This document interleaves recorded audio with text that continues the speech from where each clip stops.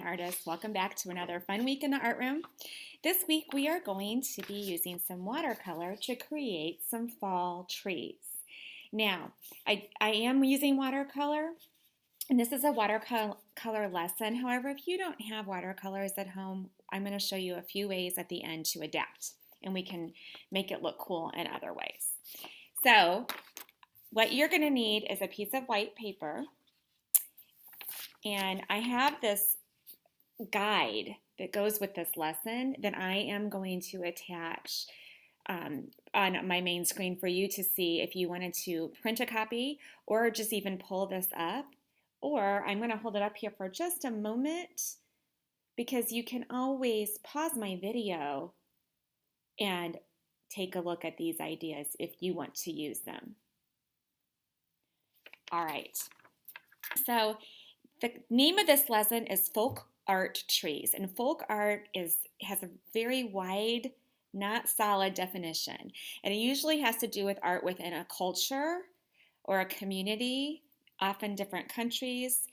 A lot of times it's associated with kind of whimsical look or maybe fairy tale or kind of a dreamy, not completely realistic style of art. So it's pretty broad, a little hard to explain, but in looking at this tree design that I made, if you notice my trees aren't completely realistic.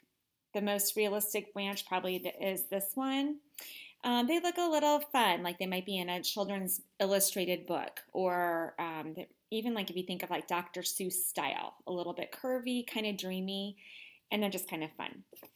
So I am going to use a permanent marker for this. A Sharpie will work. Now, if you do use a permanent marker at home, and you will actually need to use this or a black crayon if you don't have one, because it needs to be something that won't run when it gets wet.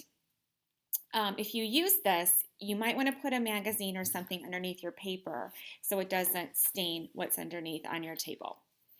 All right. The black Sharpie I'm going to create for this, I'm going to do 3 trees. On this one, I did 4, but for my demonstration, I'm just going to draw 3. I'm going to tilt my screen down a little bit, so you're going to be looking at it backwards, but I'll turn it around to show you, and so I don't have to draw it backwards. All right, so looking at my paper here and my black Sharpie, I'm just going to go for it. If you want to use a pencil to lightly sketch out what you're doing first and then go over it with the permanent marker, that is fine. Also remember, if you don't have a permanent marker, you can substitute with a black crayon. You'll still get the same effect and it won't run when it gets wet later. All right, so to start, I'm going to create 3 trees, and I'm going to create, and it doesn't matter if you want to make them just like the guide, you can. I'm just going to start my tree. I'm not even going directly to the bottom. I'm going to make a fun tree trunk. This one I'm just going to make kind of long and pointed at the top. And then I'm going to color it in a little bit with my Sharpie. So we're using line to make these trees, which is one of the art elements we talk about often. So that's going to be my start of one of my trunks. For this one, I'm going to have a little fun with it, and I'm going to make this one be kind of curvy all the way down. I'm just making it up really as I go. For this, I had no direct plan when I started. All right, for the next tree, I'm going to make this one be a little bit curvier on the trunk. And I'm going back against it to make it just a little wider in parts. And then for fun, I'm going to add some curly lines from my branches on this. Again, I'm just making it up. It's kind of like a fairy tale type of tree. You really can't go wrong with it. I like the clean lines though. And then for another one, maybe on this one, I'm going to make it more open. And I'm going to add a little pattern to it.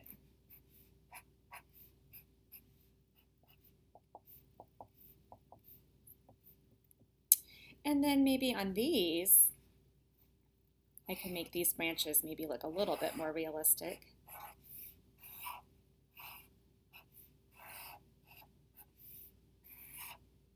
There's so many different ways you can do your tree branches. You can,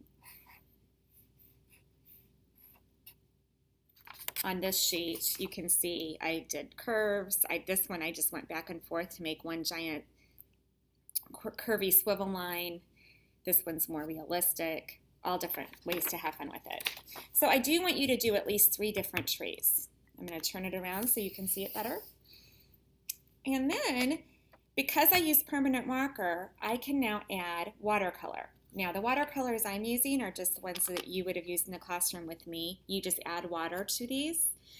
If you have a solid paint that's thicker, like a liquid tempera, I'm going to show you a different way to do that. You would want to make your branches last. So I'm going to give you a couple ideas here.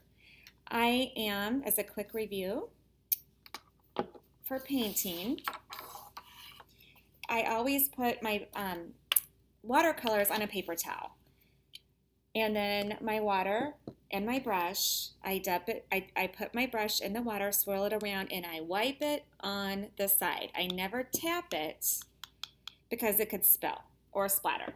So dip it in, swirl it, and then I'm going to choose a color for each tree that reminds me of fall or a tree color in reality.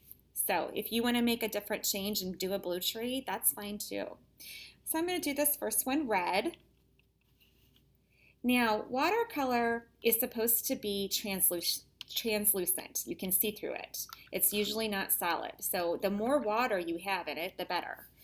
And then I am going to just go over my shape of this, and then I'm going to fill it in. So it's kind of fun to paint because it doesn't have to be perfect at all. And I'm being careful with my brush. I am not scrubbing it. I'm going in one direction and lifting it when I use it, pushing it away from me, or I can pull it towards me, but I'm not going in the same direction because I want to keep the tip of my brush nice. So there, I did this one red, just like that. For this one, I'm going to choose another color. You know, I just had an idea. I actually am going to do blue because I didn't on my last one, and that will make it look more fairy tale-like. We'll see what it looks like. That's what's fun about art, is you can change your mind and experiment a little. So for this one, I'm going to go ahead and go along the outside, add a little bit of water. I still had a little red on my brush, so you can kind of see it's turning a little purple because red and blue make purple. And then I'm filling it in. I am just making the shape and then I'm filling in the middle. Remember, you can also pull it or add a little bit more water if you want it lighter.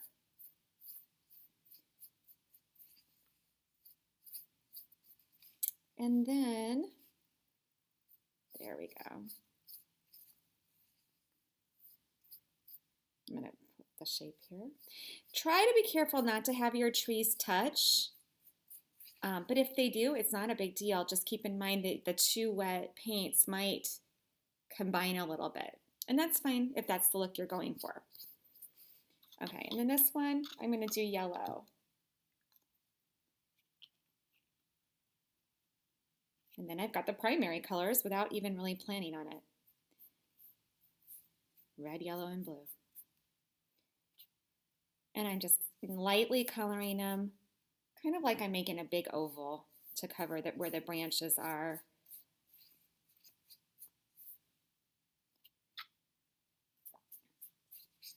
I'm not adding any other color with markers though. I like the look of this to be black branches with just the simple colored area where the leaves are. And I've got 3. Now remember, with paints, it needs to dry. So you don't want to lift it up real high right away because it could drip or run. So this is just one that I did. Like I said, I can show you the one I did earlier today to see the different examples of them all in a row. So I'd like you to try to do at least 3. Now, earlier I mentioned there's some different ways you can do this. I painted these ovals earlier today with these 3 colors. And if you have thicker paint, you can do that, wait for it to dry, and then come and add your marker branches. So you're just doing it the other way, but it still works. If you do it this way, you also could use a non-permanent marker because this is already dry. So you could use a Crayola marker for this.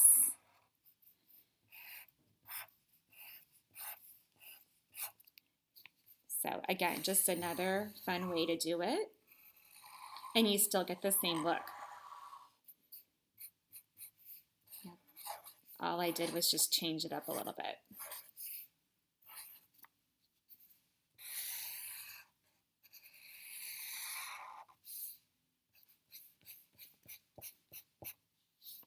So that's another option. Or another option too is you could, I'm going to pull it up here so I can see you.